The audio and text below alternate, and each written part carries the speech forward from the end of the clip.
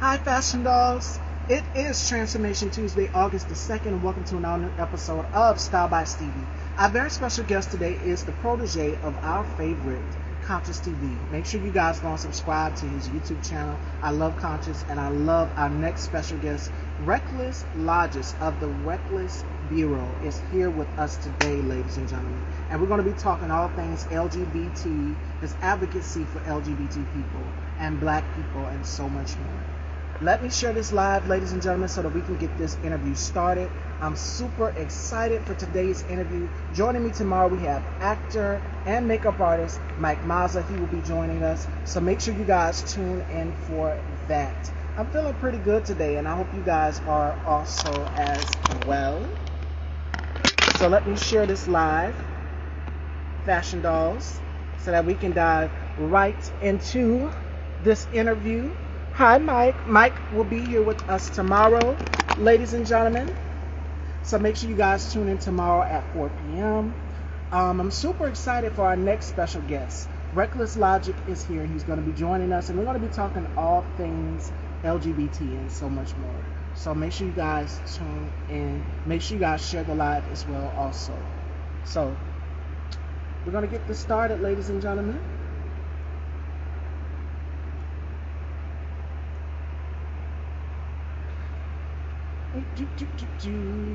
Hey, Johnny, my co-host. Shout outs to my amazing co-host, Johnny. All right, ladies and gentlemen, our very special guest is here. Without further ado, let's welcome our very special guest, Reckless Logic. And Johnny, will you be joining me today? You let me know.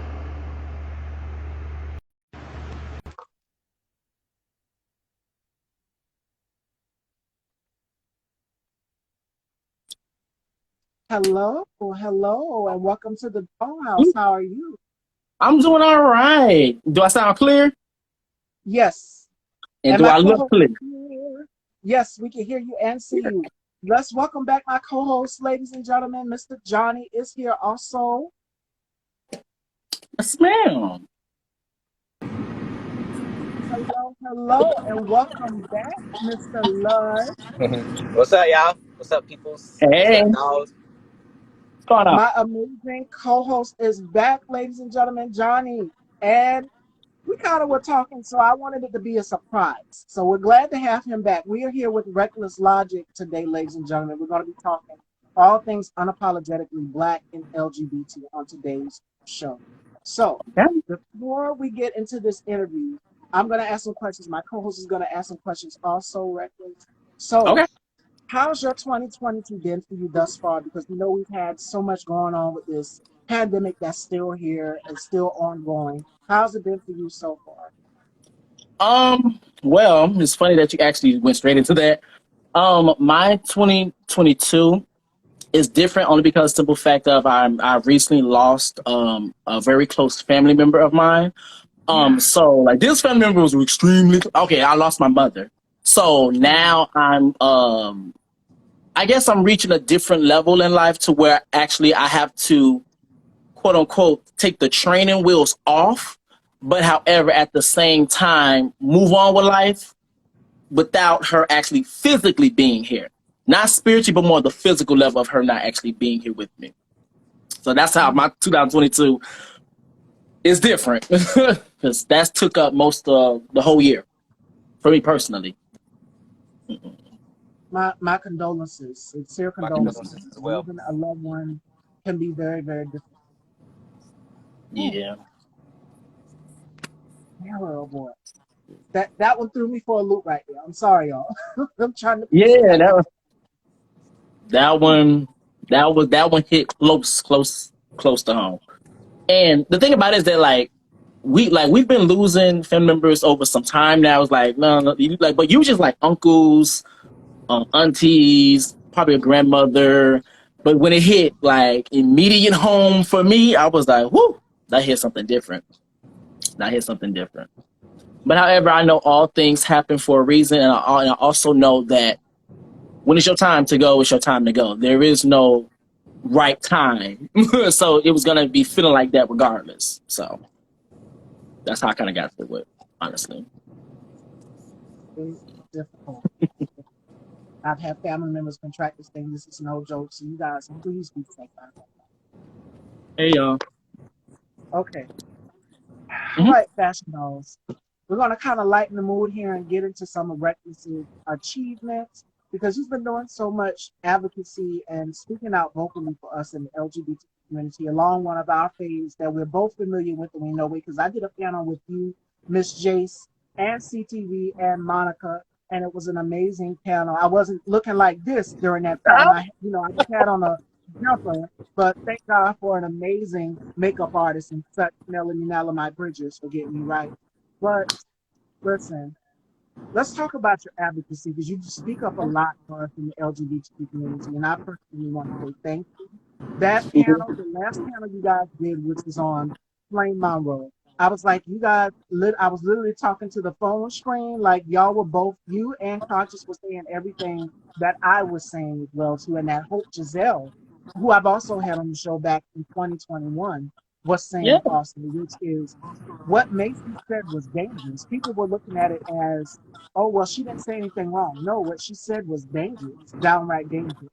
And I love the fact that you and Conscious both point out the dangers of how dangerous some of these statements can be to trans women like myself and other trans women like a Hope Deville or a P.S. Madison or a Maya Scott. How dangerous this can be for all of us that are trans or non-gender conforming or intersex and such.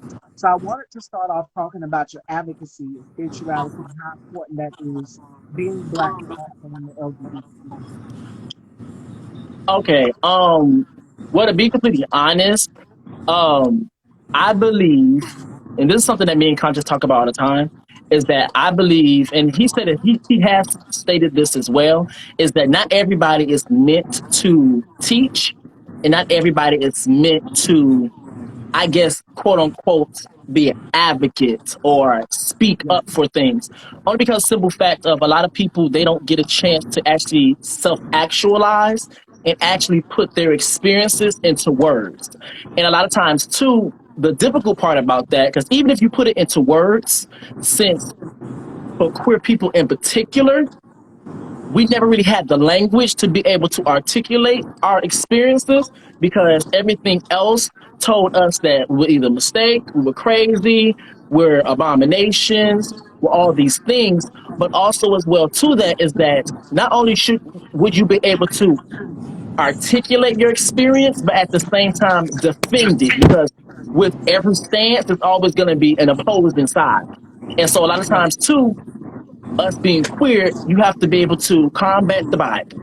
And especially with trans people, you have to combat biology. You have to combat society norms. You have to combat gender roles. You have to combat sex. And and you also have to combat the pick me's and the self hate and all these different types of other things and actually breaking it down to a certain degree to where it's like you break it down when you bring up the logical sense, you break it down when you bring up the spiritual sense, you break it down when you bring up the factuals, well, the facts, and when you break it down when it comes down to how we are programmed within society's sociology.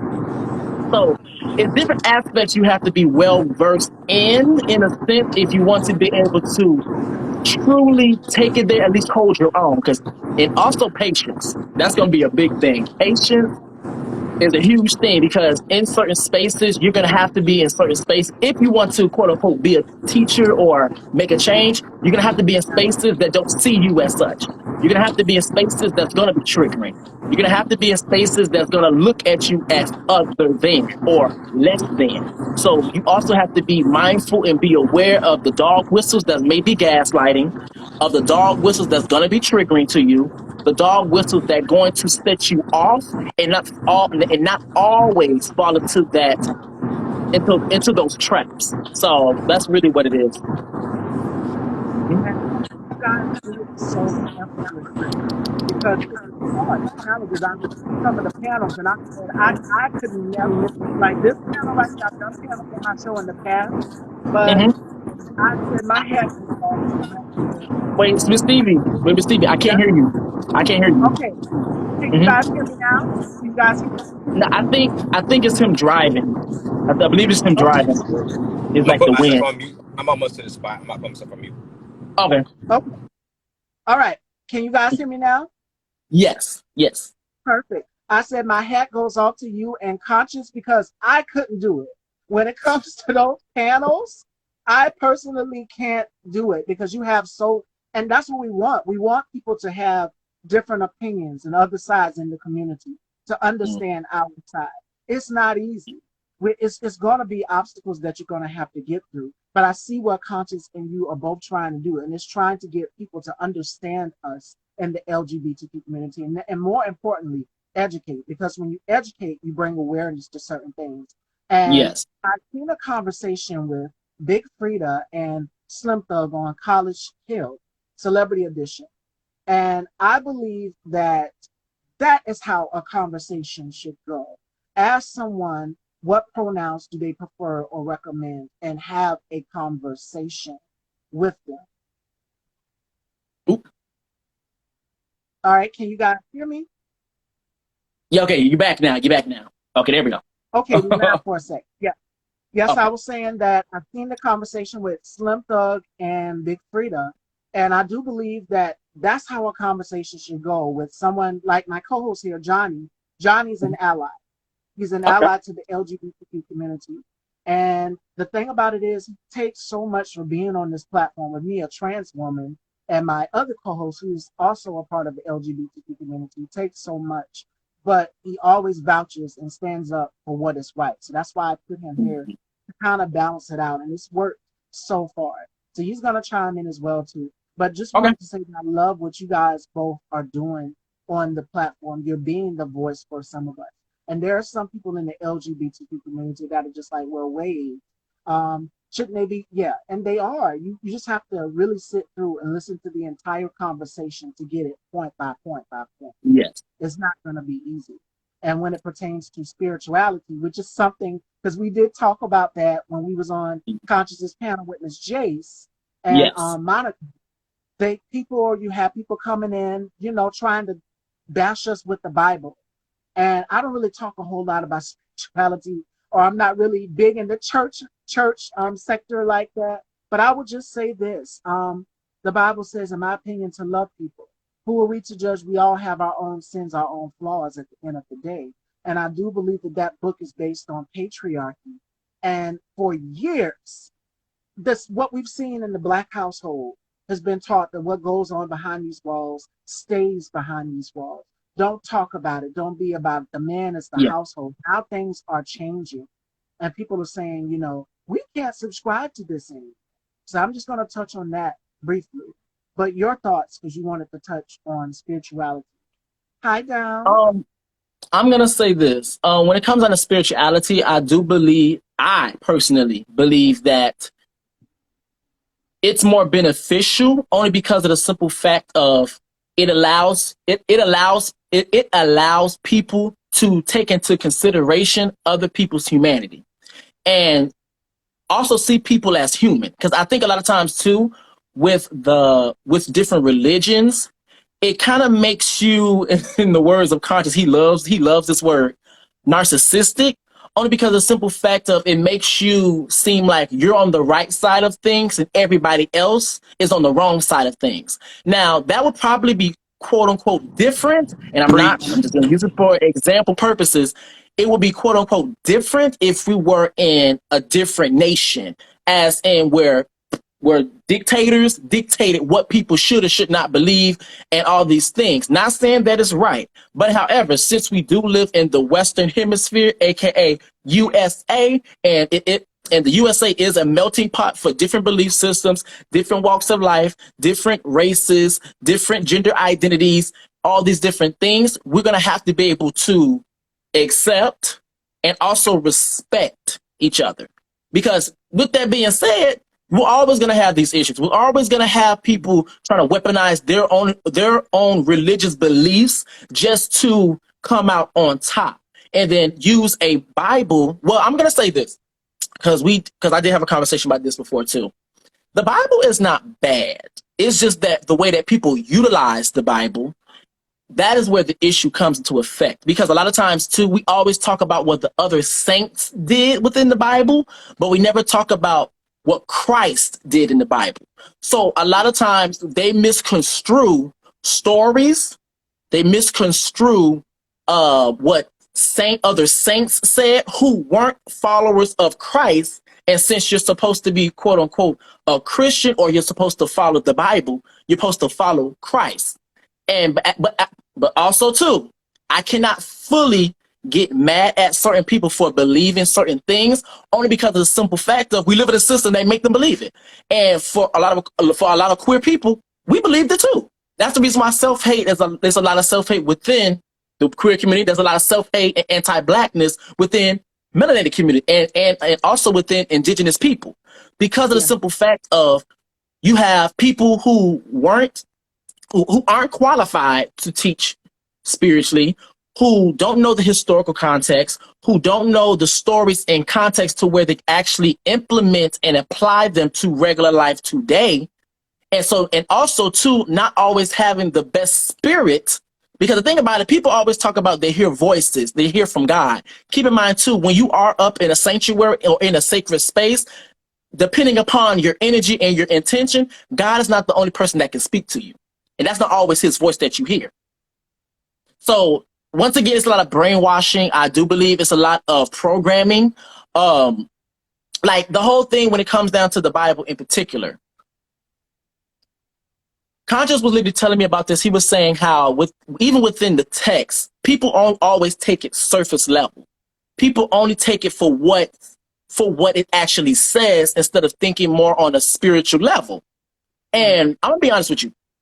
The reason why I personally don't like the way that people typically use their biblical text, only because of, keep in mind, everybody in America don't believe in your Bible. Everybody in America do not believe in your religion. Everybody in America don't believe in your practices, which is the same reason why I understand, for me, I have certain practices that I do, but however, I understand I'm not going to harp or try to, quote unquote, shove down someone's throat what they should and should not believe in. And that's the issue that we run into all over the world, because the thing is, even in the sentiment where parents say, I don't want my child to be gay, as if you have a choice. And the thing is that you're already coming in with that mindset thinking that I'm on the right side of things because I'm straight. And also with that being said, I want my child to be on the right side. And then at the same time, say out your mouth, I don't have no issue with queer people. So for once again, I don't give a fuck what white people think or what they do. For melanated people, let me just put it into context. As in, I have no problem with black people. I just don't want no black child. I have no problem with Asian people. I just don't want no Asian child. I have no problem with black women. I just don't want no black nappy head. You get what I'm saying? It's like you say one thing, but however, the dog whistles for those who actually experience certain systems like racism, like toxic patriarchy, like misogyny, like misandry, like all these different things, it's going to stand out to you. You're going to hear it because it's my experience. But another thing too is that we also need to learn how to listen. And I think as well too, when it comes down to religion, it doesn't teach you how to listen, because guess what? With religion, I'm told that this is a standard. And since you don't fit this standard, you're confused, you're on the wrong side of things. And also with that being said, I can't listen to no confused person. I can't listen to no person that's not a saint. I can't listen to somebody that's actually, not on the right side of things, because how do I know that you're telling me the truth? But a lot of times too is that if you listen to what a lot of people, especially minority groups, they will be able to tell you a lot of things about yourself or the dominant society that you are a part of that you don't even realize. And this is the reason why we want white people to listen to melanated and indigenous people as when we talk about our experiences within America. Because of course, you're right. You've never had the cops called on you just based on you being white. And people don't realize that because it's with these particular systems, I guess they always think it always has to be explicit. As in, I always have to either say the N word, I always have to either say homophobic slurs, transphobic slurs. I always have to, I guess, pimp slap a woman just for it can be seen. But it's also subtle ways to also showcase those systems. As in, me quote unquote me being a white woman and me seeing a black man, and we just so happen to get into it, I start crying. That's a dog whistle for to get police and other people involved, because you're trying to make him seem more of a threat. It's the same way as in me going into a store and I'm sitting there trying to talk to people, but however, me going into the barbershop, and this is this example I always hear, me going into a barbershop and the whole barbershop gets quiet. Like literally, I was at the barbershop and the man, like, I was like late at night and I was the last person in there and they were talking and stuff. I was like, hey, and I guess they can tell, of course they can tell because I ain't hiding none of this shit. They could tell that, I was queer. So the thing is that when I was in the barbershop, they was talking to a certain degree, but then when they realized who I was, they stopped. It's subtle ways you can most definitely show those different systems. It doesn't always have to be explicit. Now, when it comes down to the Bible in particular, the way people interpret the Bible, that is where the issue comes into effect. Because of the simple fact of, based on this particular version of the Bible and the way that it's utilized, it's used to dehumanize women. It's used to dehumanize melanated and indigenous people. It's utilized to dehumanize anybody who does not fit the culture and fit the standard of being white, a male, and masculine. Which is another reason why with patriarchy and racism, all these other systems are just side effects and outcomes and results of racism. Why would, because here's the thing, colonization is a global thing. And when it comes down to the whole idea of racism, you have white men, you have melanated men.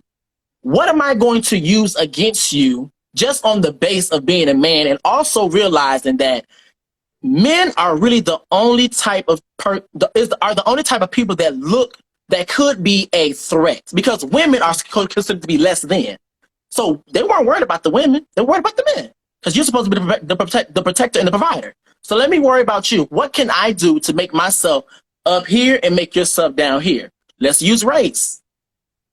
And then not only that, you can utilize the Bible for patriarchy. It literally talks about how we both possess masculine and feminine energy, but yet we only assign masculinity to men, and then we only assign femininity to women.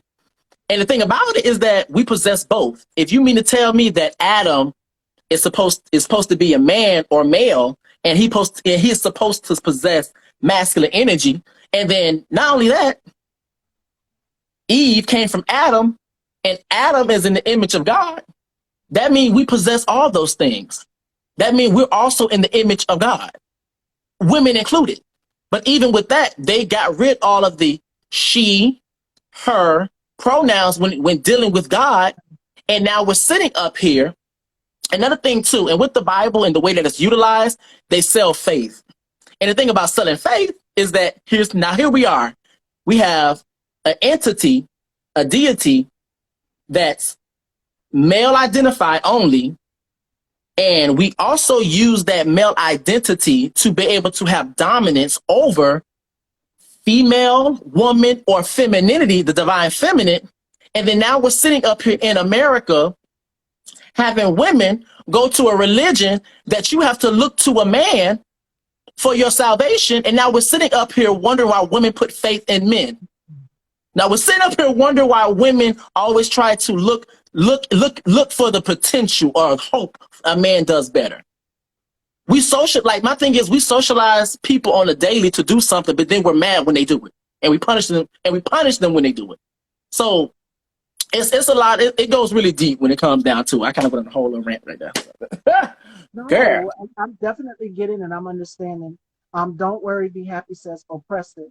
I don't know if my co-host Johnny is still here. I think it froze on his end. Yeah, I think he froze, Hmm. or if he's Yeah, coming back. yeah. Yeah, I think he's froze.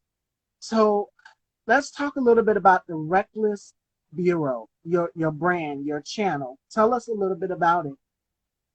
Okay. Okay, so my actual name is Reckless Logic. Now I'm gonna tell you what the name came from. The name came from because for me, I was like, I'm extra self. So I was like, you know what? What's something that's gonna match my attitude? Because keep in mind, like even though I be on YouTube, I be on Bigo too. So that's where the real conversations come over, and that's when I really be around some people that's really ignorant. I don't do it as much now, but that's why I usually be around people that's really don't see it for queer people. Like they kind of want us. So a lot of times I be cussing them out. I go there with it. So I was like, what's something that's gonna like kind of matches my, I guess I want my brand or me building my brand to be. I was like, I was like reckless. I was okay. I could do reckless. I like that. I never really heard anybody with the word reckless in it. So I was like, I could do reckless. I do reckless. I was like, I gotta make it more unique because my thing is now I really want to make a distinction. As in when people put my name in, there's no other person that's gonna pop up. So I was like, you know what? Let's do strictly reckless. Let's do reckless bureau. Let's do. I was like, damn. I was putting words together. I was like, logic, reckless logic, and it just clicked because I was like, oh yes, because people do a lot of reckless stuff, and they use certain logic to justify it. So I was like, yes, I was Yeah. here for it, and I was like, okay, even with that name, what can I even do to that to make sure that I'm different? So I just added extra C to it. And now, when it came down to the Reckless Bureau in particular, that actually came from me being on Beagle, and we would actually hold events. And the purpose of my events in particular is that I want to bring a whole bunch of people there, knowing and on purpose, knowing that they have opposing views, and I would ask sensitive questions. And the purpose of it is to get like the purpose of my events I wanted to do was I wanted people to always leave with an emotion. I wanted someone to always leave with something.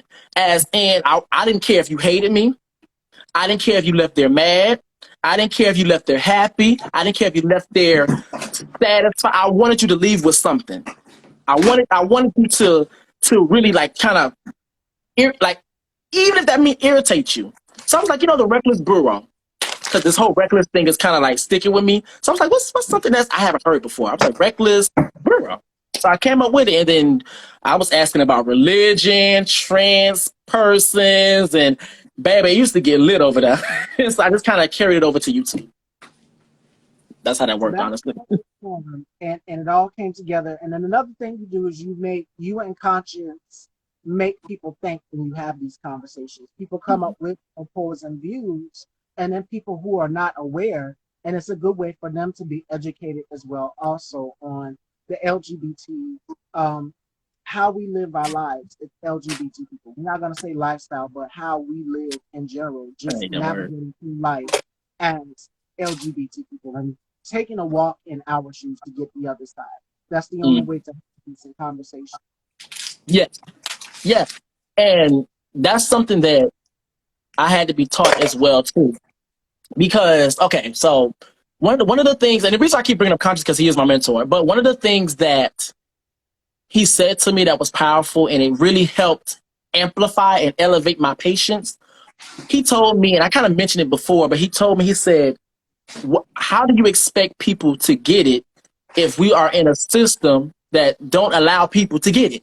How can we sit up here and get people to quote unquote think differently and not be ignorant if you got nothing but ignorant people around you? Where do you expect the independent thought to come from? If everybody around you gets it, then what's the purpose? What benefit does that serve? So of course I'm gonna have to separate my. Of course I'm gonna have to surround myself around people who don't view trans women or trans men as men or women. Like I have to surround myself around homophobes and transphobes. I have to surround myself around people that have underlying racist ideology. Like I have to surround myself around them because now keep in mind you're not gonna get everybody. I think that's another idea that people think. You're not going to get everybody, but however, you're going to get somebody. Reason being is because when I was on my own journey of me leaving, transitioning out of the church, and me holding self-hate ideas, that's how I got on the road of me realized I had an issue because Conscious himself surrounded himself around people who didn't get it. He surrounded himself around people that was surrounded around people that fed me self-hate. I engaged in a religion or a religious practice that fed me self-hate.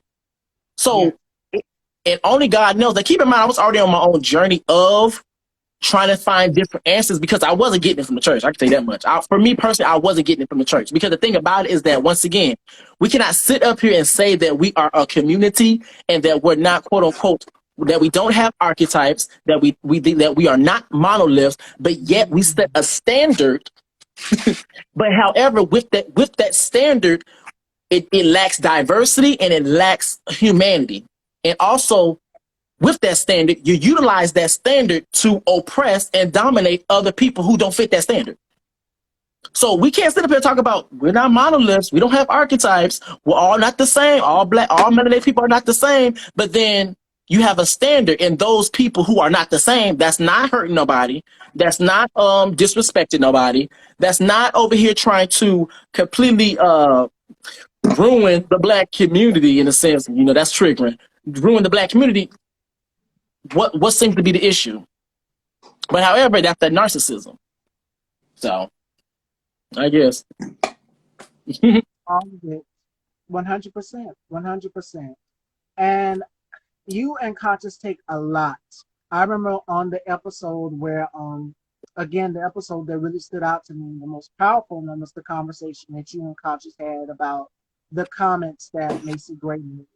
And Conscious opened up and said he takes a lot from some of his male subscribers telling him he's this or he's that because he stands up more for Black women and goes so hard for us than he would do for them. And he made a point, and he said some of the same people that he goes so hard for, they turn on him when he speaks out about LGBT issues. And my question for you is, what advice would you give to someone that is looking to get into this field, looking to speak on their experience of being an LGBT person, which cannot be easy. It's not easy, I can tell you that much. It takes a lot to get into your own and get comfortable within your own skin enough to speak out about your experience, because everybody's experience is different in the LGBT. What advice would you give to someone who's looking to get into it, becoming a content creator who's in the community?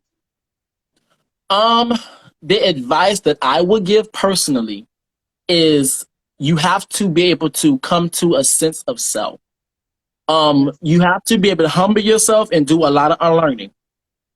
Because the thing is, I'm going to say for me in particular, because I'm only going to use my personal experience, is that when I got to a point of me going on my journey and trying to find answers, I did a lot of unlearning. I did a lot of humbling. And also, too, is that with spirituality, and let's just use, lack of better terms, universe, God, whoever you believe in, that law of attraction works. So when you are looking for answers, you're going to find them. And the thing about it is that you're going to have to come to a sense of self only because of the simple fact of you're going to have to do a lot of unlearning. You're going to have to realize and also humble yourself and realize how certain things that you actually say is actually rooted in self-hatred. It's rooted in anti-Blackness. It's rooted in transphobia, and it's rooted in patriarchy, which is I'm going to say is going to umbrella for all these other systems that come into place. So however, I will say some key individuals I would say follow. It's also, that would be Conscious, of course. You can have conversations with me. I love talking. I have no problem doing it. Hope Giselle. That's really a person that you really want to talk to when it comes down to trans individuals. Hope Giselle. And also, too, surfing. Get to surfing. Because another thing, too, when it comes down to panels in particular, a lot of things that people do say, it sounds good on the surface level. But however, when you begin to scratch the surface, and you really start to challenge the thought, it's a contradiction and it doesn't make sense. Yes. So that's what I would say. You have to come to some sense of self, of first realizing that, yo, this is not it for me, as in where I am right now. It's not serving me. I need to find answers. Because like I said before, the thing about it is that even if you get to a point of speaking about your own experiences, and even if you get to the point to where you can articulate your experience, but however, can you defend your experience? Because there are going to be people that's going to challenge it. There's going to be people that are going to challenge it. There's going to be people that's going to dismiss it. And also, too, you also have to be careful and also be aware of all of the explicit and subtle ways that people are going to play mind games. As in, they will gaslight you. And then when you act out, they're like, look, you can't ever have a conversation. They always crazy. All these trans people, they just all so mad. But not realize they done gaslit you for about 45 minutes. And you like, okay, I'm trying to have a conversation. So I was getting into certain spaces and doing a lot of unlearning and also gaining more knowledge on your experience and also listening. That's the key thing. Listening to minority folk when they speak, and also realizing whatever minority, whatever subgroup that you are a part of.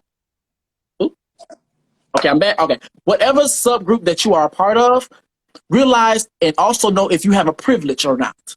Because even though I may be queer, even though I may be melanated, I'm also a man. So with that being said, and I'm also cisgendered. So with that being said, I know for myself, I am a person that, yes, I may be a quote unquote minority, but however, I still hold privileges within certain conversations. That's the reason why when trans people get to speak, I shut the fuck up and I listen. That's the reason why when women get to speak, I shut the fuck up and I listen. Because yes, I may be queer, but however, I'm not the one scared of getting sexually assaulted when I walk down the street late at night. I'm not the person scared of getting assaulted because someone has an issue with my gender identity. And also keep in mind, even though I may be queer, I present like a traditional, acceptable man. I don't wear hair. I don't wear the nails. Like, that's not me. But however, when other people have those experiences, I shut up and I listen. Because once again, when you are aware of your privileges and you are aware that, this experience is not of my own, I need to listen because they can be able to tell me something that I do not realize. And that's the reason why. Because I'm listening to Hope Giselle. I'm listening to all the trans people that come out and talk about their experiences. And I see the similarities. So that's really the big thing. At all. It's not easy, but it just takes confidence building, and you get comfortable within your own skin. And I tagged you in Conscious and Young Jocks. He said something really crazy, and then I'm gonna pass it on down to my co-host Johnny here, so he can ask you some questions as well too. He said that people should not come out. Why should people have to come out? I'm gonna touch on that quickly. Don't worry, I'm gonna touch up on it after you done. Yeah. I just got off the phone with my girlfriend Felicia. We were talking about it, and I was telling her, I said, why should people have to stay in a closet the rest of their life, hidden, when they want to come out and just be free and be who they truly are? People should not have to wear the oppression bracelets of what society wants you to be, but be confident within their own skin. So that's my thought about it. You should not have to stay within a closet because someone else wants you to stay hidden and not come out and be your truth or exist. Because either way, you get outed. That happens. Or someone will either tease you because you're out here, they will assume and they will start to tease you. And then you just have no choice. So, I mean, like, why continue to live in misery, live my life in misery to make you happy when I can just be happy and exist and breathe and move and navigate through this world? Okay, so here's the thing. And this is where I say, for the surface, when you hear it, for surface level, it sounds cool. But however, when you start to scratch the surface, it starts to not make sense. And this is another reason why, once again, you have to listen to queer people and trans individuals when they speak. Reason being, He said that he wonders why that people shouldn't have to come out. But let's also keep in mind too, yes, people should not have to come out, but let's also keep in mind of how society is running. Yes, people are people I think people conflate queer people having rights as a way of acceptance, but however not realizing that with every step of acceptance there's four steps of not trying to accept people. Because let's also keep in mind, yes, we may have rights, but however, there's a church on every block. Yes, we may have rights, but however, we still have buildings and facilities that literally let other that literally lets other people and inform other people about the experiences of queer people, and also lets people know that queer people are other. People are less than.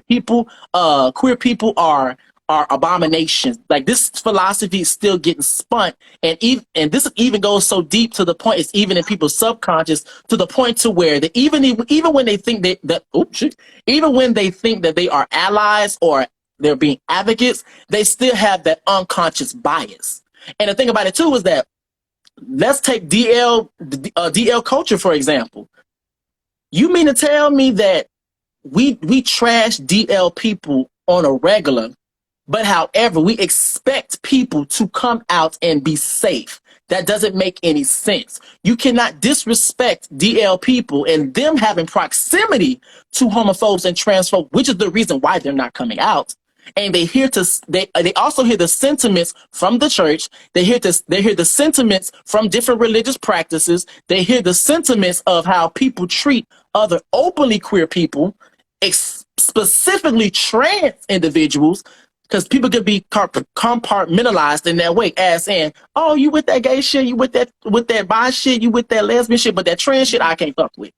So once again, you can quote unquote be compartmentalized in that way. So with him saying that, people shouldn't come out as straight, people shouldn't come out as gay, I think that's him speaking through his lens of privilege, because the simple fact of, we also know that even when we don't, and we have conversations strictly about gender identity and just sexual orientation, not just sex in general, y'all make it about sex. Y'all make it about the people that we're sleeping with. Y'all make it about when a man doesn't disclose, all of a sudden he's DL. But however, I thought, weren't y'all the ones that literally said that what people do behind doors is their business? Aren't y'all the ones that literally said that if a man is, we should keep that out of the public's eye? Aren't y'all the ones that even when we're talking about just educating children? Because here's the thing too, because now I'm going to go on a whole rant. Here's the thing too, I don't know why people weaponize children when it comes down to queer people, and they do that a lot. Even when we're just having the conversations about educating queer people, educating children about the existence of queer people, not about what they do in the bedroom, not about none of that. And then they're like, oh, it's my child, I want to be the one to tell them about this. But however, when we have conversations with your ignorant ass, you can't tell me the difference between gender identity and sexual orientation and gender expression. So you mean to tell me, once again, melanated people, let's drive it all the way home. Let's leave the context of sexual orientation and gender identity, and let's go to race and racism. Because oppression is oppression. It all works the same. You mean to tell me if they were sitting up here and melanated people wanted to have critical race theory and teach people about the explicit and subtle ways that racism was showcased and represented in this particular society today, and you have Caucasian people saying, no, I don't want you teaching my child that. I want to have a conversation with them about this. But then yet, when you have conversations with white people, they literally say and can't make a distinction between race, ethnicity, and nationality. I can't trust you to have that conversation, because you're going to do a lot of not teaching the right things. And then once again, you have an unconscious bias, as in you thinking that you actually having conversations about the existence of what's actually outside of your own household, or what may possibly be in your household, because you don't know what type of child you're going to have. You now all of a sudden you like, oh no, we can't have this. It's gonna turn me. It's gonna turn. I don't want my child to be gay. What? That's not how that works. Having a conversation. That's not how that works. And once again, we wouldn't have all these things if oppression didn't exist. That's the reason why we have HBCUs, because racism exists. That's the reason why we have women's suffrage, because oppression exists, misogyny exists. That's the reason why we have people coming out, because they want to make sure that it's safe enough, as in, I want to let you know up front and disclose. I want to let you know up front that I'm gay. So I don't have to build a relationship with you and get attached, and then when you find out, you ditch me. It wouldn't exist if all these other systems wouldn't exist. But however, he's speaking through the lens of privilege, so he doesn't understand all the explicit and also all the subtle and microaggressive ways that different systems are showcased and represented within society. So that's love what my fraternal just said, and he's second and agreeing with what you said. If people say what you do behind closed doors is your business, as long as it is acceptable and a normal way of doing things. Exactly. mm-hmm. So I'm going to pass it on down to my co-host here, Johnny, who is an ally. He's been with us for a very, very long time, and I'm glad to have him back today. Today's his day back, so I'm going to let him ask Reckless some questions. Period. Well. How you doing, boss man? Doing all right. Doing all right. Alrighty. So I want to touch on some of the things you said, because you are very enlightening. I really like how you deliver and how you discuss the main issues that a lot of people overlook and underthink when it comes to, especially when you were talking about the difference between spirituality and religion, because I'm spiritual as well. Got it tatted on me, you know. But Come on.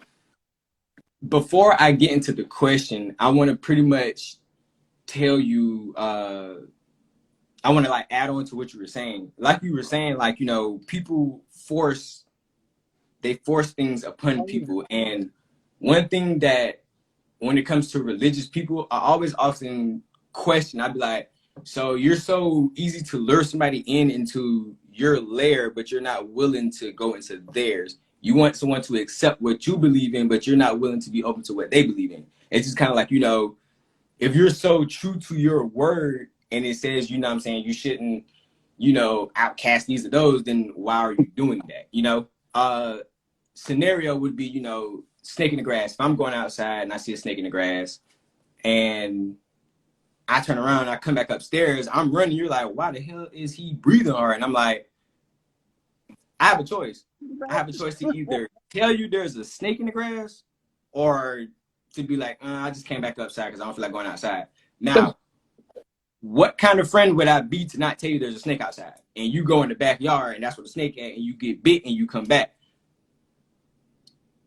If I would have told you there was a snake out there, would you have believed me or not? Because I told you I was going outside and then I come back in and you're like, that's quick. And then I tell you there's a snake outside.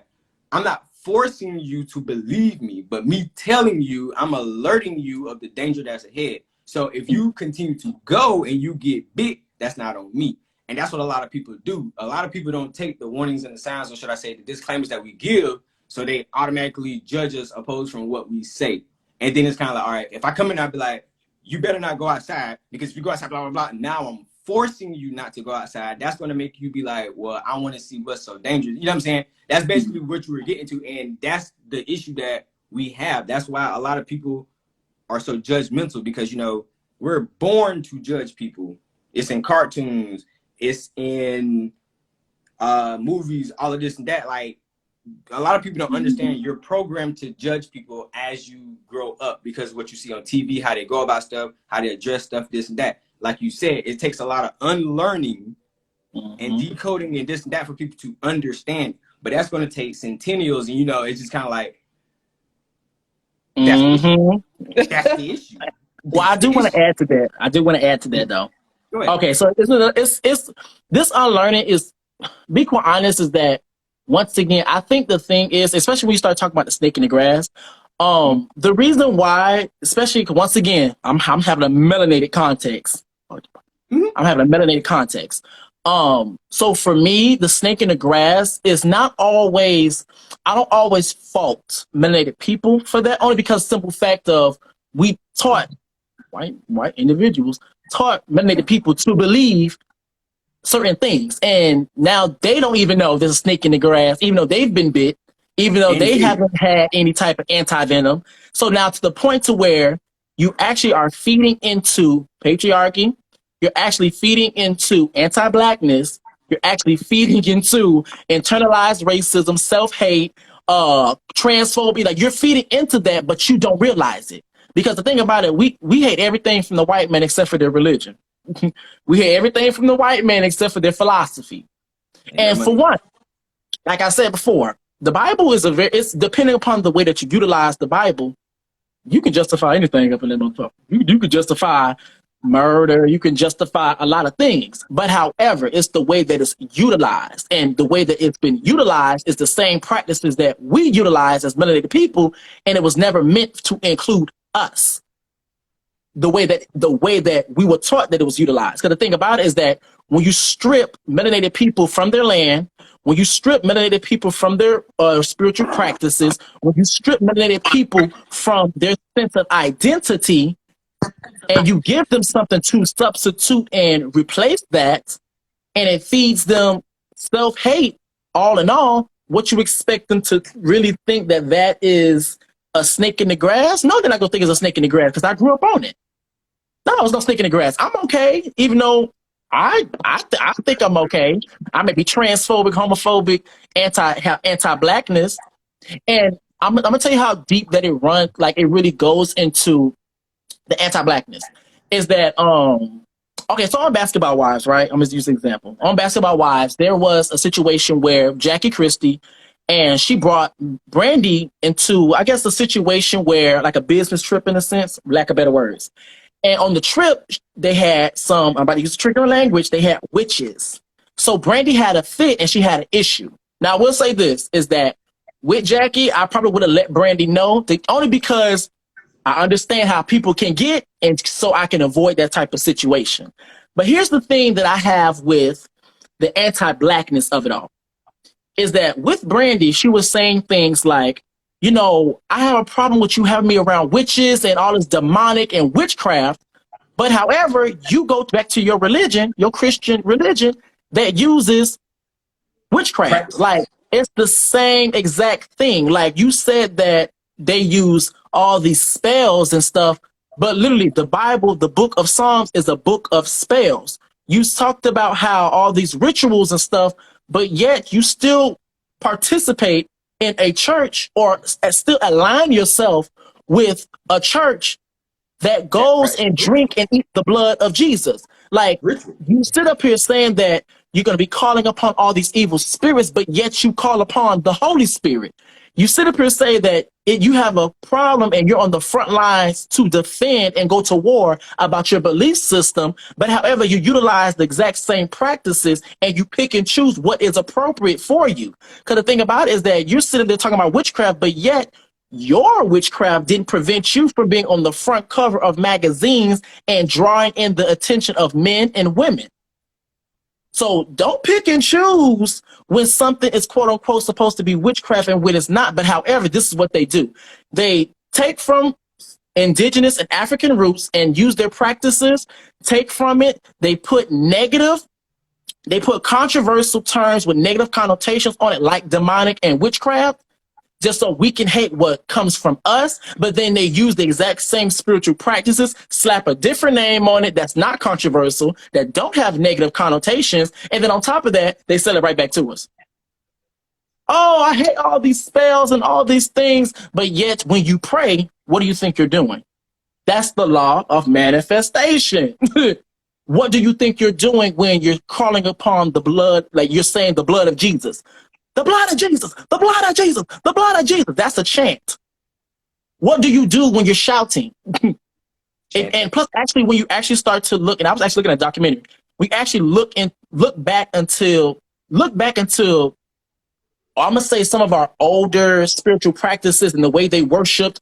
If you look at the way that we worship here in the Western Hemisphere, when it comes down to Christian ideology, they're very similar. Hallelujah, hallelujah, hallelujah. But then we get mad when they're around a fire going like this. doing deja vu for Beyonce. So a lot of times I be trying not to hear it, but I understand that it's all anti-blackness within itself. So, yeah. Pretty But that's much. it. That was a lot. I'm pretty sure there's few church folks somewhere going crazy right now. They don't know all that crap. But the question, with the platform you have, and knowing that you have people who are robots and haven't yet been unplugged from the matrix to be reprogrammed, how do you go about avoiding those conflicts with them? Oh, okay. I'm gonna be honest with you. I ain't there yet. As in, I go there. I will argue someone down. But the thing about it is that another thing that Conscious told me that was powerful is that a lot of times when you go on these panels and stuff, the person that you're talking to directly may not get it.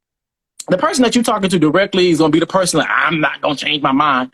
But however, with these different types of interactions, somebody just might get it. As in, when you're having a conversation with your homophobic ass uncle, and you go back and forth and you are actually equipped for those particular conversations, and you know that it's going to get heated, and they're going to try to gaslight me, they're going to say triggering things, and when you go back and forth, you don't know who was in that room listening. Because the thing about it, even with my own mother, she always told me back in the day, once we actually had the conversation, she was like, why didn't you tell me about you being gay and you always felt this way, da da da.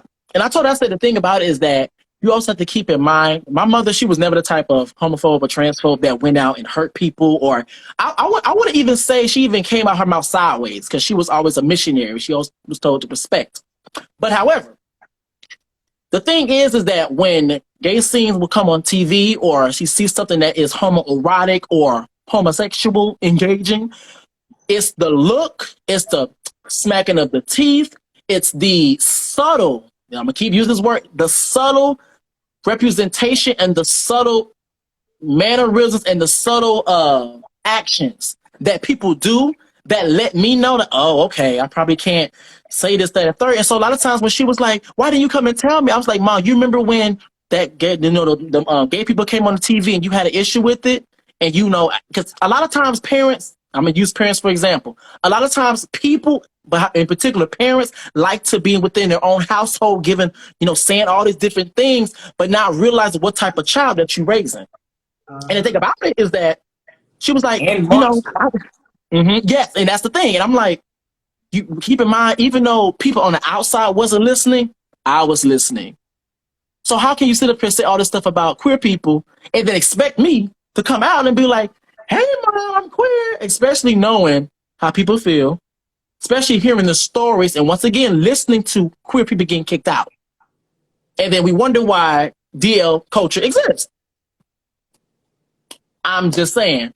But even within all of that, it's also realizing that everybody's not going to get it. Everybody's not going to get it. Realizing that even when you have conversations with people, the person you talk to directly is not going to get it. But however, if someone comes across your video, they may get it. And if someone comes across in that room, they may get it. And sometimes there may be times no one may get it. But however, you have to look past that, because be honest with you, I end up getting it because people's having conversations. Hey, Conscious. Mm-hmm. Okay. That's it.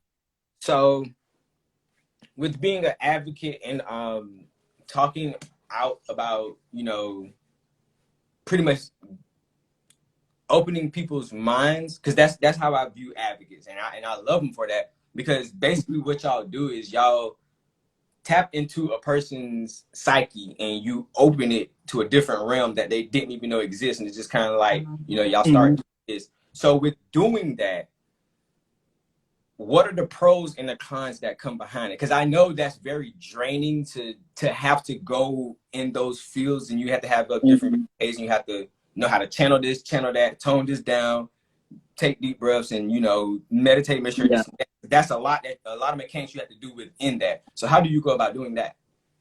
Because I'm not gonna lie, I did have an issue with being drained. Also, I'm gonna be honest with you, and this is I don't know if this is gonna be controversial or not.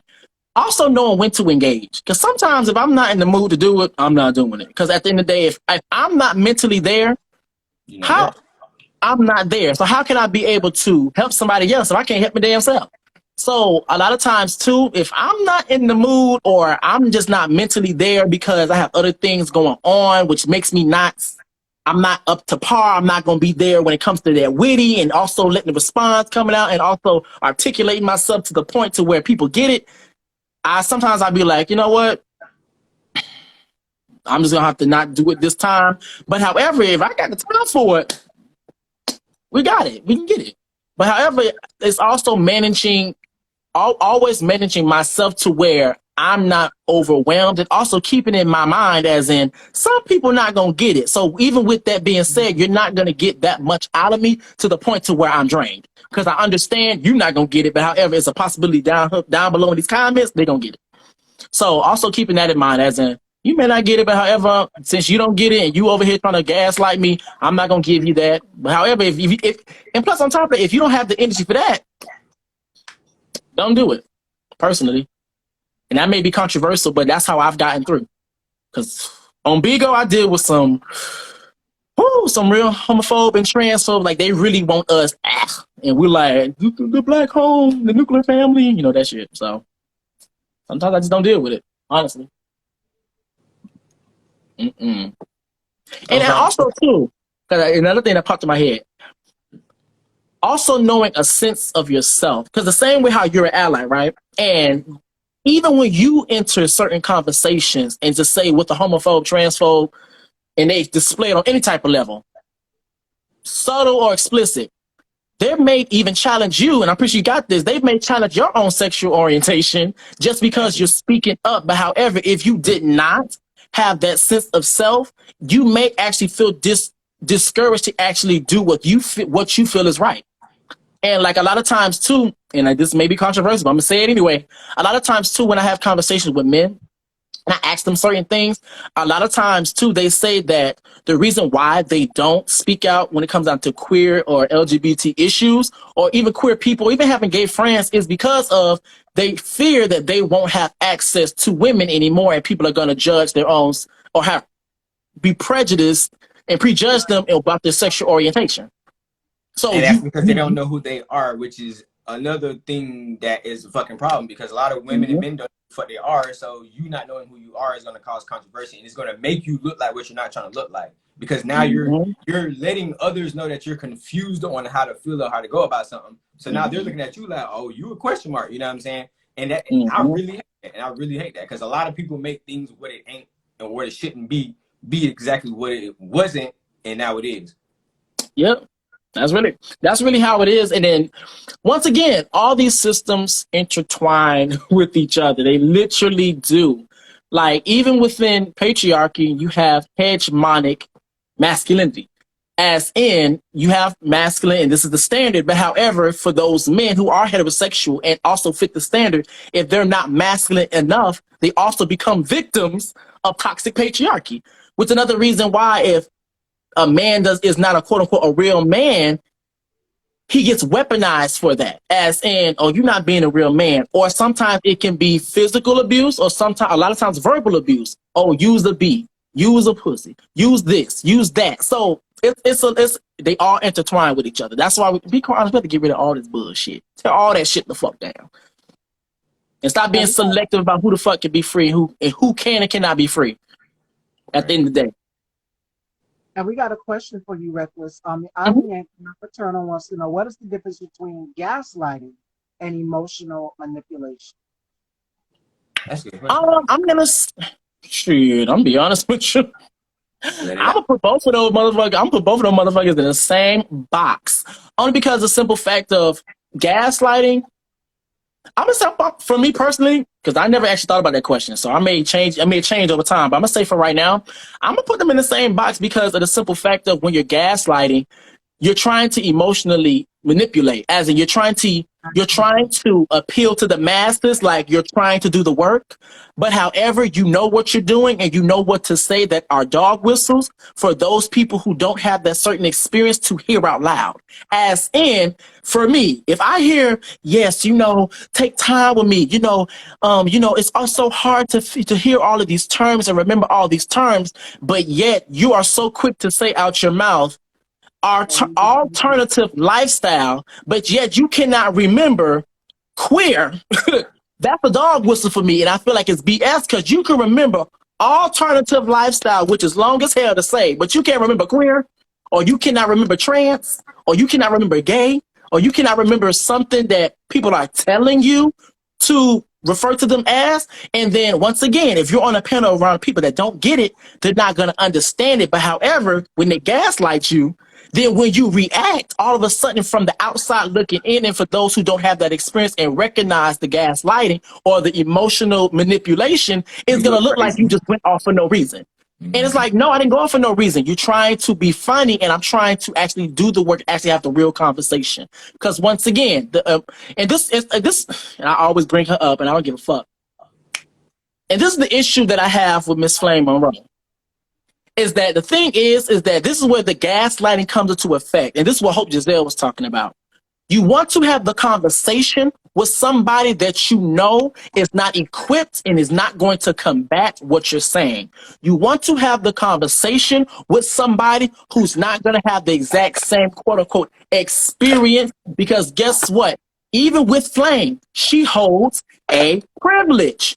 You have access to money. You have access to resources. You have funds that will also show up as a shield from when it comes down to other trans individuals who don't have that same luxury.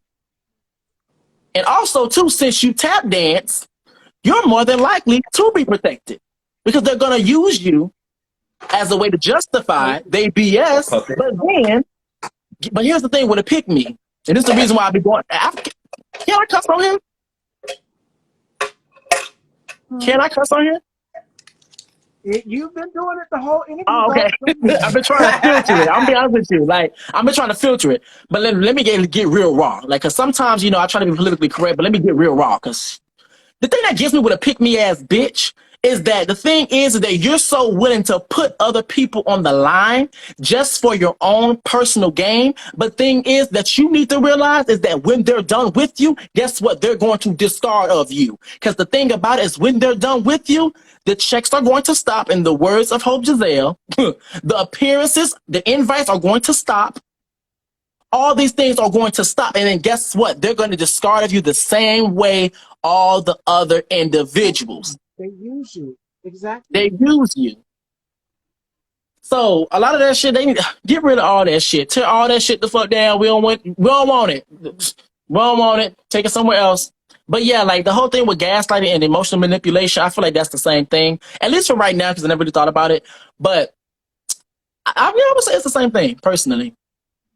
Because you're trying to gaslight to get a response and then act like you didn't do it. Oh my God, why are you cussing me out? We're just going to have a conversation. Bitch. So I hope you guys are taking a lot from this powerful conversation and listening in the comments, because this is a lot. It's about liberation at the end of the day. And LGBTQ, we are liberated. We are speaking out. We are saying we're here. We exist. We're not going anywhere. And I spoke early on the phone with my girlfriend briefly. Felicia, I know you're watching about this. We were talking about this, and those type of people who just don't want to see it. They use us when it's beneficial for them, LGBT people. And I kind of touched on Flame Monroe not too long ago. Shout outs to my mentor, Miss Melody XOXO. She touched on her platform. Yeah. And I told her, I said, she doesn't speak for us. She doesn't speak for all trans people. This is an example of what not to be heard. The way she speaks is going to cause another trans woman to be put in danger. You're not helping the situation. You're putting people in danger, in a dangerous situation. Trans people. Mm-hmm. Yeah, I agree. And the only reason I use Flame only because she's like the real. She's like the Candace Owens. That if I say Candace Owens, everybody knows what I'm talking about. But like that's within every single subgroup within queer community, because the simple fact of we've been taught to say a lot of self-hate and stuff. I was at one point in time, I was that person, but I didn't realize it. But the thing about it is that a lot of times too with the pick-me's, they know it, and sometimes they may not know it, but sometimes they do know it. So for a lot of times you have to, it's the semantics. Also, you have to pay attention to the undertones of when people say things. And also, like, sometimes your gut lets you know, like, something up with you. Then when you dig a little deeper, it comes right out. So, yeah, it comes right out. Are they, it's like the questions you ask in the back of your mind, are you for us or are you against us? Because you've done some things that have been questionable. So.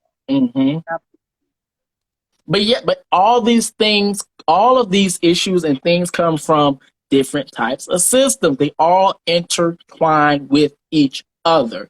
And even though, yes, you can be a victim of misogyny, yes, you can be a victim of homophobia and transphobia, but however, you can compartmentalize within those systems and also use those exact same systems and uplift those exact same systems. Like, you can literally do that. And pick-me's do it. People who aren't aware do it all the time. And I would say even when people are unlearning, we do it because we've been socialized day in and day out. So like a lot of times too, like even when it comes down to the socialization and the way that we view media, the way that things are represented, it runs so deep. Like they even, and this is another reason. My bad, I just got a thought. And this is another reason why they really irk my soul when they say the whole thing about children and being kids and all these different things, because they only want to bring that conversation up until we enter the chat. They only want to bring that conversation up or have that conversation is when queer people are actually here and we are actually here and willing to have that conversation.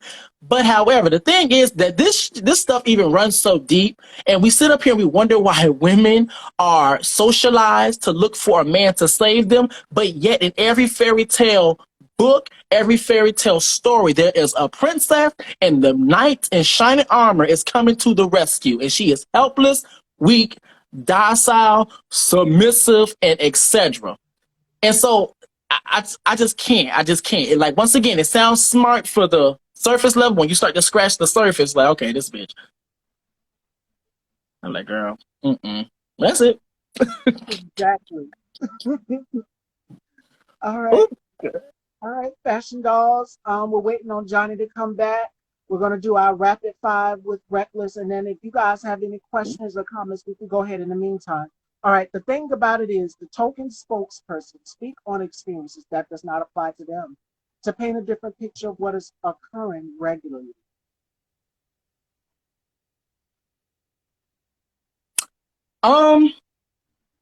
That's the thing. And this goes back to, once again, being self-aware and realizing, because I'm not gonna lie, I had a similar situation actually not too long ago. I don't know if you actually seen Conscious Panel. I actually had a similar situation where someone had actually tagged me in a video with Hope Giselle, and the video said that you do this a lot on Conscious TV's platform and you do not speak for trans women. So for me, once again, you have to be aware. And what I mean by being self-aware is realizing that, yes, I do have privileges. So once again, I could have went into, and the thing about it, we did go live. And don't get me wrong, when I first went live, I did, and my thought process was, I'm going to cuss everybody out. You done got me. But however, once again, I humbled myself.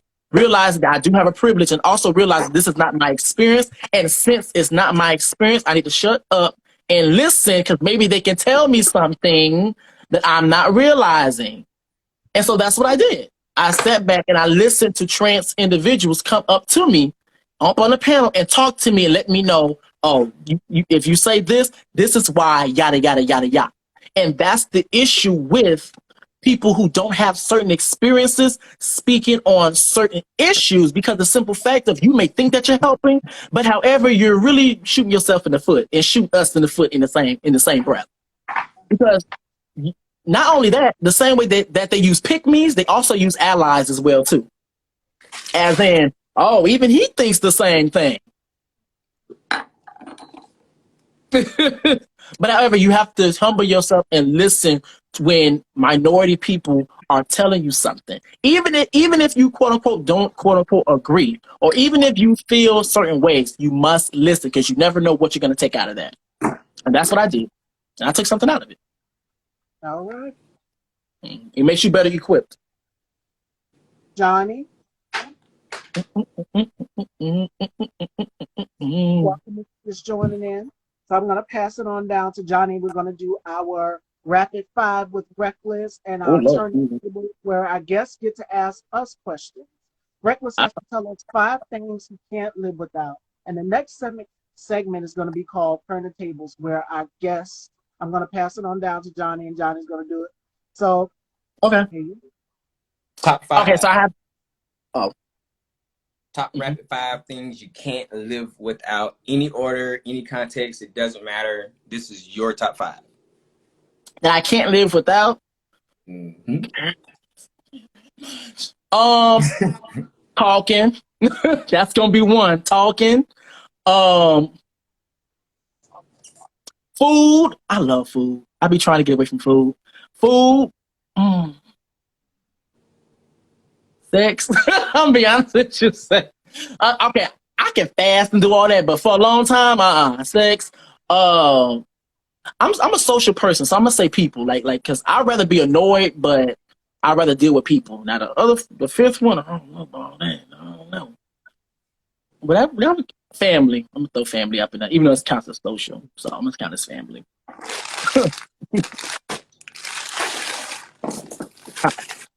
All All right. right. Now in this segment, you get to ask us any questions you would like. It can be personal. It can be about religion. It can be about thought wise. Anything you want to ask. Yeah, I got the right person up here. Yes, ma'am. So so as an ally, what experience? Okay, so what? Because here's the thing: we live in a system that does not prepare people or promote to people on the large scheme of things to be allies to certain communities. Because of the way that we use fear tactics to inform people about other people's experiences. So, what was the difference, and what made you an ally, and what made you think differently than the way that you was programmed? That we all Okay. programmed, honestly. Okay. So what made me an ally? I have a nephew. I have an uncle. I have 3 cousins, and I have what? Well, 3 cousins that are in the LGBT community. One cousin that's a transgender. I had to specify that because Mm-hmm. it wouldn't have made sense if I had like 4, but 3, but 1. But Oh, and then on top of that, when the school I went to, especially the high school, it was a lot of LGBT community there. So I was open to it at a very early age, especially in middle school too. But at high school, it was a horizon broad. And as I was growing up, I really wasn't, how can I put it? I really wasn't forced to be like, oh, those aren't the people, blah, blah, blah, blah. It really kind of wasn't like that. It was more so, oh, you bet not be like that, or mhm. stuff like that. So, and I was just used to always scratch my head like, why are you telling me that? Like, I just see them as a regular person. I don't see them as, that's Yeah. how things register in my mind. Cause I'm a star seed, I'm a psychedelic child. So, how I see things and how I view things at a younger age, of course, has been all over. So I was never a judgmental type of a person. And then, of course, going through college and other college experiences, I came in encounter with multiple people. I have no problem with the LGBT community, and of course, that's because I'm comfortable with myself, and I've had plenty of friends and of course family members. So me being an ally and being able to speak up with them, it's no issue, it's no problem. Like even with my nephew, he was, I would say 9, that I noticed that he was queer. Well, now he's not queer now. He's actually full now. But then he was just, showing the symptoms and the signs. And, me as his uncle, I picked it up. And, I knew later on down the line that was going to be him. And of course, it kind of plays a little bit of his dad not being in his life. But that was just him at that age. And I understood that. I was aware of that. I watched him. I see how it, and I was like, okay, that's really what opened my mind, because I actually seen a family member of mine that's actually blood go through a transition from being unaware to aware and to full aware. So that made me be like, okay, So why do people talk against it? And then, you know, as I would have conversations with people that are homophobic, because like every time, like especially in school, like when somebody will go by, they'll make like a criticism joke, and I just be looking at them like, why? Like, what did they do to you? And then they get all defensive, like, I mean, he's just a blah, blah, blah. And I'm just like, but what did they do to you? Like, that's like you walking by and somebody be like, look at this nigga, and they're white. And I'm like, you would be pissed off, right? They be like, you damn right I'd be pissed off. So how you think that person feels? You just literally just saw them and you just said something. Like, what, you know what I'm saying? And then as I kept doing that, you know, of course, because like I said, the school I went to, had a lot of, you know, LGBT community. And we had some people that spoke up, and then sadly, you know, because this was before, now it's okay, you know, for... Yeah. You get what I'm saying? Before social media and being exposed and being more progressive. Cancellation was the thing. Being more progressive and stuff. Okay, right. so I got a few questions. I got a few questions for you. Okay, so what were those symptoms that you mentioned when it came down to your nephew? What were the symptoms? The symptoms was, okay, this first time, it was me and my first cousin that I don't fuck with no more, that I will fucking... Let me not go there, because he did some shit that really triggered me 2 years ago when my dad passed. But we was watching TV, and Justin Bieber had came on the screen. And, you know, he was just sitting down. Well, not sitting down. He was laying on his stomach. And when Justin Bieber had came out there, you know, his energy, like, changed. It's like he got excited. I mean, of course, it's Justin Bieber, but he got excited more so in a attractive type of a way. And I'm like, I was looking, and I'm like, okay, do he like him or he like him? Because like I'm you know, I'm putting it together. I'm like, okay, this is Justin Bieber. And then the way he would be infatuated, he'd be like, oh my God, like just Justin Bieber. And then his pronunciation on words and expressions, I'm like, okay, I see where this is going.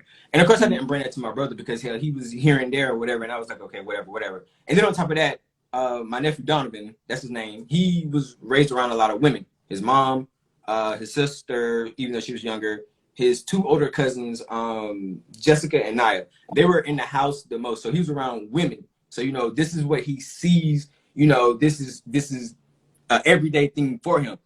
I wouldn't say they had an influence, because there are a lot of men that didn't have men in their life and they're still, you know, straight. So any of that does not matter. It's just the fact that that's his comfortality within himself. And I saw that and I'm like, okay, I see that this is going to be a problem for him, but I'm gonna back him no matter what. And he knows that to this day still. Like, so he already knows. Okay, so once I guess once your nephew was kind of in that gray area when it came down to family members knowing or not knowing or having speculations, did the energy change?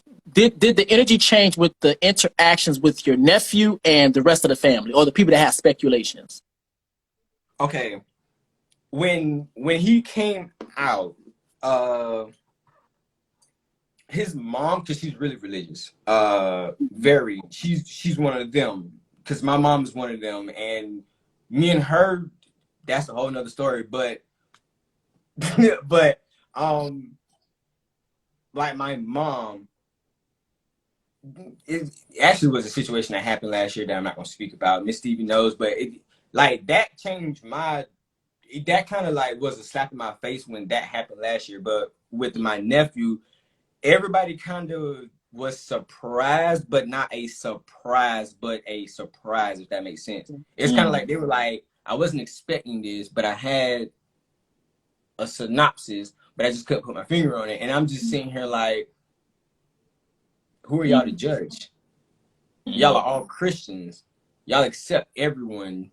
And it began to make me just kind of like be utterly like, well, what makes y'all more perfect than him? You know, people were kind of just, I mean, my sister, me, and a few others, we didn't treat him different. It's just, you know, the older generational crowd of our family, you know how they are. They stuck their textbook. They don't know no better. So, and most of my family's old, so that's the controversy.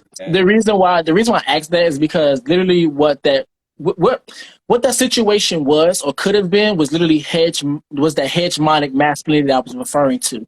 And let's just say your nephew wasn't even queer. He was literally just feminine. We literally have little boys who may be more feminine even without even being around a whole bunch of women. They're just naturally more feminine. But however, since our understanding on femininity belonging to women, and since queer people are quote unquote wanting to be women, it automatically informs people of that quote unquote you're gay automatically, or they think you're going to be gay.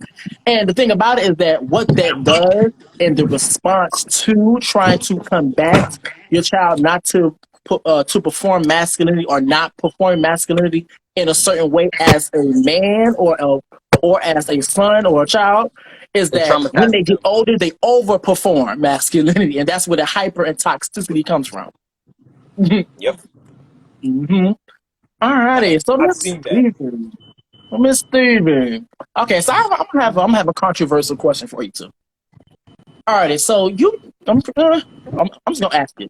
So so how do you? Well, of course I know how you identify, but do you identify black verse, trans first, queer first? Like where would you identify exactly? Black first. Because as you said earlier in the beginning of the interview, we know that, people out here in the world, there's so much racism. They say, oh, well, you're not this enough, you're not that enough. Black first. I'm black first, then trans woman second. Okay.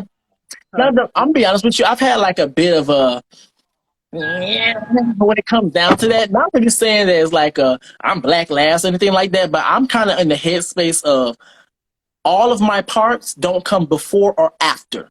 Because once again, we can't talk about us being diverse, and then we're so willing to put all of the other aspects to the side. Because the reason being, now this is my hypothesis, I could be wrong, but for me, I feel like a lot of times when we end up getting in trouble when we just identify quote unquote as black first.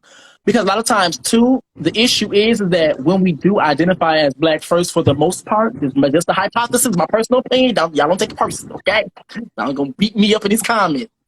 But I personally feel like, and I've actually seen to where when people actually say that, we don't actually take into account the other forms of blackness or melanated people. That's the reason why when it comes down to within the melanated community, you're black first, but however, you're black and you're a woman, so go that way. Yes, you're black first, but however, you're black, you're trans and a woman, go that way. Yes, you're black first, yes, you're black, but however, you're black and queer, so go that way. So for me personally, I'm kind of on this whole thing of none of my intersections not going before or after. They're all on the same level, because if each one of these things didn't exist, I wouldn't be the person that I am right now. So for me personally, I kind of it's all on the same. It's not going to be no, you black first? No, I'm all of my intersections all the same. You going to take all of me or none of it? Exactly. Mm-hmm. Exactly how I see it. That was cute. Okay, so that's all the questions I have. Okay, so what's the next part? Any other final questions for Reckless, ladies and gentlemen? Johnny, you want to take it out? Any final questions today? Come on, final questions. Final questions. How has it been working with Conscious Lee? I would like to know that. Okay, so Conscious TV. Conscious TV. Well, for one, we really get along. Like that's my friend. That's my buddy. We talk all the time. We talk all the time. Like literally, we be on the phone. We live stream. Like I literally got off the live stream with him, and I came straight over here. Like it's awesome. It's really awesome. Only because simple fact of, for me, it was meant for us to connect. Everything happened so magically.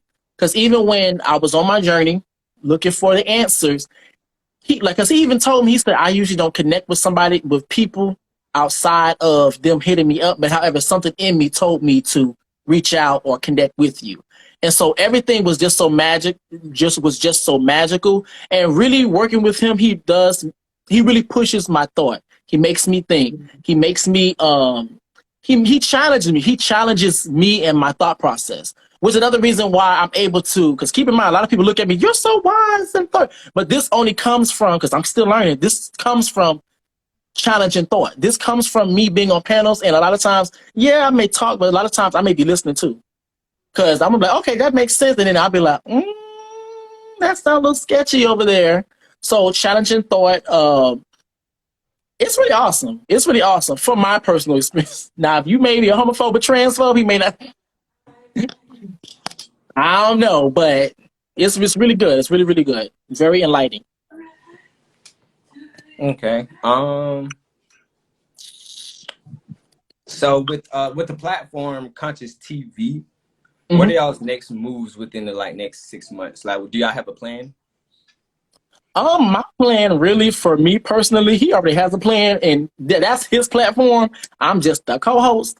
But my plan and my goal is to get my brand and really build a brand, because I really don't have a brand, build a brand and then build a platform. I kind of keep my subscriber base hidden, but even though I got a little few subscribers over there, a little 2K, 2 something, whatever. But however, really building upon that and really being really consistent, branching out, not only just talking to Conscious, only because, yes, I do share some of his viewers and they love me, they support me, all these different things. But however, I do want to branch out and get to different spaces and start talking to new people. Because once again, if we're always around people that get it, then what's the point of that? I have to be around people that don't get it. So branching out, I really want to start branching out, talking to more people, get my name more out there. I think a lot of times people, when they mention me, it's like in Conscious TV shadow, which is, I have no problem with it. But however, I do have to start coming into my own, and Because you he want to wants be that for bigger me than too. that. So, Because you want to be bigger than that. Than just yeah, a like shadow. I want to be my own, which is, and plus he wants that for me too. So. Which is why he encouraged me, branch out, go to these people panels, talk to these certain people and stuff. So me branching out, me building my platform to a whole new level, which is another reason why even when it comes down to my platform, my shit is a dramatic as hell, okay? When it comes down to the colors, the intros, everything. So really taking my platform or building my platform to a new level. That's really what my plan is, personally. I like it, man. It's on you, Miss Stevie. For you, Johnny. Island Yankee wants to know, is that neck tat new? Yeah, I got it last night. It is I'm new. too scared for a Let y'all tattoo. see it. I'm too scared for a tattoo. I I don't can't. feel pain. I'm been scared. I can't I do was it. laughing the whole time. Well, really, it felt good, so I really wasn't laughing. But You already know your own person. We just come together as well, and that is from the one and only Conscious TV. And y'all just did a live not too long ago. I got to check it out. I didn't get a chance to check it out. I've been ripping and running. I had to get makeup and stuff done, so Ooh, I got to go Lord. back and catch the replay. That line was a yeah. You get to talk about Nicki Minaj, it gets a little wild over there. They come in there windmilling. Johnny knows that experience all too well when I've talked about Nicki on this platform. So yeah. yeah. All right. Listen. But yes, like I do agree that I am my own person.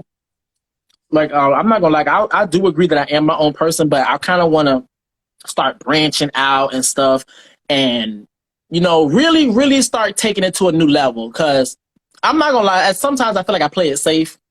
And so now I feel like, I'm kind of, for me, it's kind of becoming a norm. So now I kind of feel like, okay, this is the norm. And in order for me to grow, I have to get to a new level of feeling uncomfortable, feeling a little bit more uncomfortable. Like I don't have to go all the way out. I'm going to go slightly out just so I can go out there. So that's what I want to do. And that's what I plan on doing.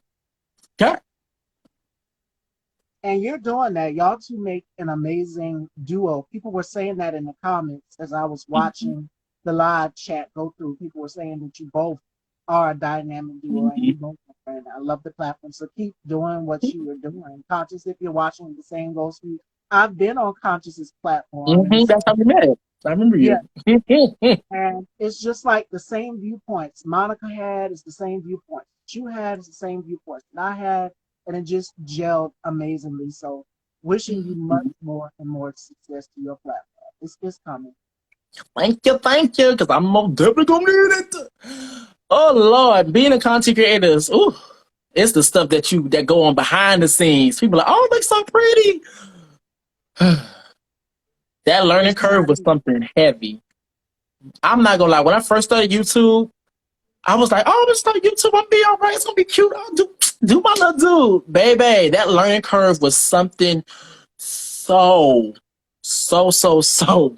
so difficult. Like me making an intro that was like 10 seconds took weeks to do because I had to realize I got to make sure this sound bite go here. This file is the same file as this, but I done got it. And however, trust the process, and that's why I'm not mad. That's why everybody has the time. And with that being said, don't rush it. Don't rush it because there's another reason why it's quote unquote not my time yet. I'm not ready yet. And I'm still working on myself. And with me working on myself and also nurturing a seed, it eventually will grow. And so with me being under conscious, with me being under other individuals, I'm still learning. And that's another reason how I think a lot of times people miss the mark on that because they think that just because you see your mentor, just because you see somebody else making it, and they think that I should make it too. No, no, no, no, no. Your time will come. It's just the reason why you haven't made it yet. Because if you go out there now, you might fuck it up. So that's the way that I'm looking at it as. I'm not ready as of yet. Because when I'm ready, everything's gonna fall right in place. And I'm gonna slay it. That's on And it's period. all coming together. And yes, conscious, message me and let me know whenever you want to come on. Y'all are welcome to come on to the dollhouse anytime. Anytime. So the last and final thought for breakfast, and then we're gonna conclude this interview. We got the Okay. surprise of our life. My co-host Johnny is back. I've been holding down the fort. Johnny's been doing his thing. Make sure you guys go and check out his nail brand as well too. Lud's Fetish Nails, and I'll tell that in the live as well as Reckless as well Yeah. also. What is next for the Reckless Logic brand? What can people expect next? Not give away too much, but what can people expect? Um, I guess I'll read it off. Give me 1.5 seconds. All right. Be quite honest, this is a little portfolio that I actually made a long time ago. Now some of the things I'm not gonna say because girl, I don't need nobody trying to fuck me up now. But however, I will say this is that these were ideas that I've always had, but however, me being inconsistent, me dealing with my own issues and not really prioritizing my goal, I didn't get a chance to get to them. A lot more diversity on my channel. Because initially when I started out, I wanted to do commentary, reaction videos, story times, all those things. But I kind of put the rest of that stuff to the side, and I kind of stick with commentary. But however, I always wanted to be a platform or a brand that you just kind of knew you well versed. You kind of didn't know what I was gonna put out. You kind of didn't know what was gonna happen next, and I kind of want to get back to committing to that because I like not sometimes being like, you know what, I'm gonna do a reaction video today, or you know what, I'm gonna do this today, and being Exactly. well versed and really showcasing my skills and stuff. So I want to be well versed and I want to be more diverse as in getting back to my reaction videos. Um, and I kind of use that as a tactic to bring a different crowd to my channel because my reaction videos bring a different crowd to my channel. So my reaction videos, my story times, having fun, and I should show people I'm not always so serious. Because the commentary side, I'm usually more serious because it's usually bigger issues at stake at hand. But I usually use the reaction videos and the story times to show more of a funny and more of Right. I would say a humanizing part of me. Because a lot of people say you're so wise and all the different types of things. But keep in mind, I wasn't always so wise, and I also had a hard head with a soft ass. So with that being said, it's a lot of experiences that I've gone through. So I really do want to add that aspect back because it's going to bring more of a fun side to my channel as well too. That's it. And it's all going to balance out well. You and Conscious are doing amazing, and I can't wait to see what is next for you in your journey. You bring the humor. Y'all both bring the humor when you guys do the panel together, and it balances out. Even those serious conversations that are eye-opening to people, you both still do it in a way where it's like, okay, it's not so serious, but you bring the humor, and it blends in perfectly. So, yeah. We feed off the energy. That's good. Well, All actually, I right. want to do my little outro before I go. What's going on, y'all? Welcome to the land of reckless logic. Please make sure you guys, well, this for YouTube. Pop that like button, hit the subscribe button, and please, please, please smack the notification bell so do not miss any more posts from Miss Stevie. You gotta make sure that you subscribe, man. Make sure you subscribe to my channel. Well, I'm gonna say this.